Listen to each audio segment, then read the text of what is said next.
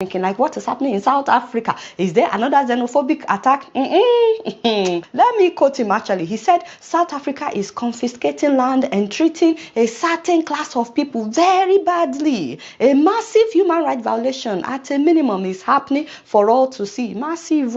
United States will not stand for it. I will be cutting off all future funding to South Africa. Guys, it turns out that Trump is referring to the government's effort to finally right decades of wrongdoing against black South Africans. I'm sure that you guys know that white people were not originally from South Africa. Like, they migrated in the late 17th century from Netherlands, France, England, Germany, in short, from Europe. I mean, they were immigrants in South Africa, but they forcefully colonized the people. Actually, no. They enslaved the owners of the land, the black South Africans. This is something that Donald Trump doesn't know, by the way, so you're welcome.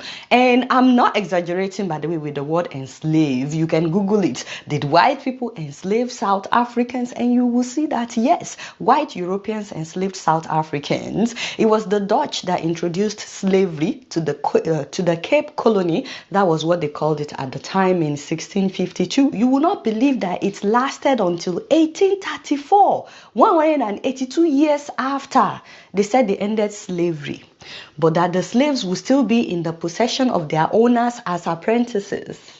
Wow, South Africans, you guys have suffered. Fast forward to 1913, they came up with what they called the Natives Land Act that literally pushed all the black people in South Africa to certain parts of the country, making sure that they occupied only 8% of their own land. Can you imagine? And this act restricted them from owning land everywhere else in their own country. I can't even imagine white people forcefully taking lands from Nigerians and then limiting us to only 8% of our country. And by the way, where they were relocated to was very strategic. They were put at like borders of major cities in order to make sure that they could easily come into the cities where white people lived to work for them. And by work, I mean to clean for them, to cook for them, to take care of their children. Basically, everything that you use a slave for. And they were made to work on white people's farms, which was actually their land,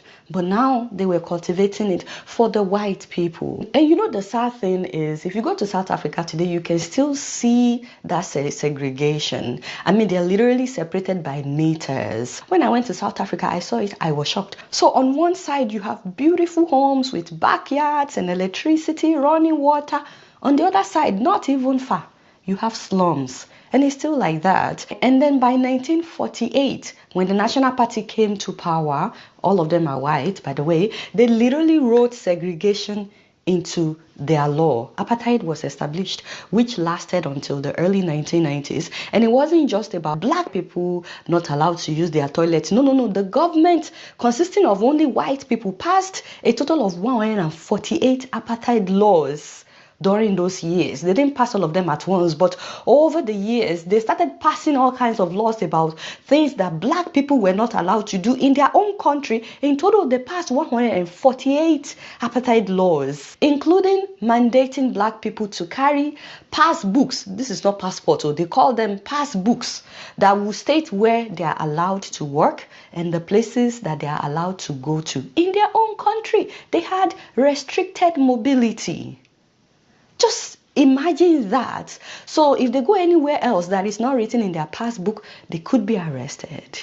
The white minority basically controlled where black people could live, where they could walk, even where they could worship. They were not allowed to use the same toilets as white people. If they were working at a white person's house and they needed to pee, they had to keep it in. They had to hold it in until they got to where black people were allowed to pee. It was very similar to what African Americans went through in America. The only difference is they were going through it in their own country. They were not allowed to use the same movie theater.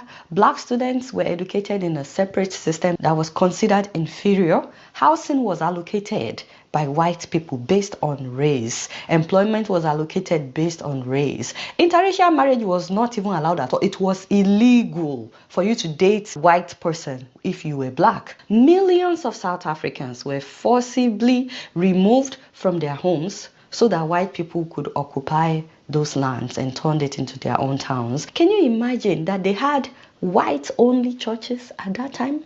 And they had pastors who claimed, white pastors who claimed that God supported apartheid. Just imagine. And while all this was happening, by the way, they were exploiting the diamond wealth of the country, making profit on both ends, because since they were already in control, they were already in charge. So they were exporting it as if it was their diamond. So the majority of the profit was going to the white colonial powers. The local people saw very little benefit, and they had to endure harsh working conditions in the mines. They were the one doing the legwork, but the white people made the main profits because they were exporting it as if it's theirs. And of course, they were shipping it to their countries, to their continent. So they were making profits on both ends. And a lot of people will tell you today that so many European countries, so many Western countries were developed by the natural resources that were stolen from Africa. Now, the worst part is black people were not allowed to become lawful citizens of their own country. They were not allowed to be full citizens. And since they were not even considered full citizens,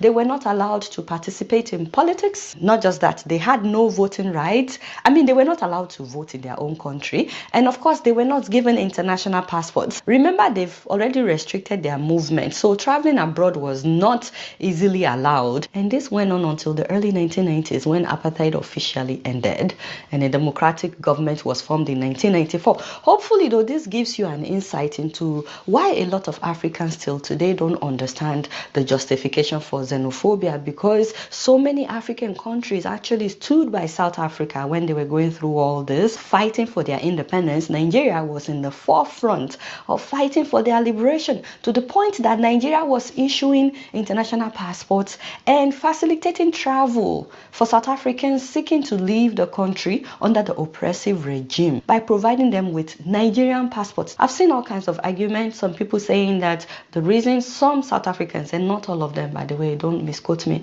the reason why some South Africans don't like other black Africans is because they're still healing from apartheid. So it's hard for them when they see other black people like them come into their country and thrive regardless of the system. But the black Africans are not the enemy. But I digress. Now, everything that I said is just history. I have nothing against any white South African, but I needed to, give you this background story for you to understand why now they are trying to get their land back. In any case, it's been 31 years now since the end of apartheid. But do you know that till today, the vast majority of private farmland in South Africa, 72% to be precise, is still owned by the country's white minority, 7% of the population, but they own 72% of the land. I mean, black people have been hoping for their land to be given back to them since the end of the apartheid. They've been debating this for decades. So many black people are upset. So finally, they passed a land expropriation law in January of this year that aims to address the legacy of colonialism and apartheid. And by the way, the law that they passed in January, the one that Trump is upset about, does not say that land will be seized arbitrarily. No, they are actually targeting lands that are not being used, and they are also saying that there will be an agreement with the owner. Any land expropriations would still have to go through South Africa's independent courts. There is no intention of the state to expropriate any land that is being used, that is being productive. Residential property, commercial property, farmers, mines are not going to be affected. You can only expropriate in circumstances where there is no current use of the property. There are instances where it says expropriation without compensation could take place. Those include things like where the state or organs of state owns land, but they don't need to hold on to it because they don't need them to exercise their core functions. Meanwhile, I've also seen the video of Julius Malema chanting "Kill the Boer, kill the farmer" at a stadium in 2023. I do not support him singing that. However, they've actually been singing our song since the time of apartheid. It wasn't Malema that invented it, and I'm not making an excuse for him, but it was popular in the early 1990s by Peter Mokaba, a leader of the African National Congress during the time of segregation. Again, I'm not saying that it should still be singing that song. Apartheid has ended, people are trying to live together in peace, but they are also hoping to be treated fairly, to be treated equal in their own country. So now that you have a better understanding of why the government in South Africa wants to get more land for black people, because even though apartheid is over, whoever owns the land is still the one in control of the economy, because this is monopoly on the land, and of course they are the largest farmers, huge source of income because people have to eat. So till now, white people still own the lion's share of all forms of capital in South Africa. And the people are not saying that we will do to white people what they did to us. No, they're just saying give us more land. It is after all our land, because if white people, who are only 7% of the population, are still in control of 72% of the land, is apartheid really over? Today, 60% of the mostly black population of Cape Town lives in the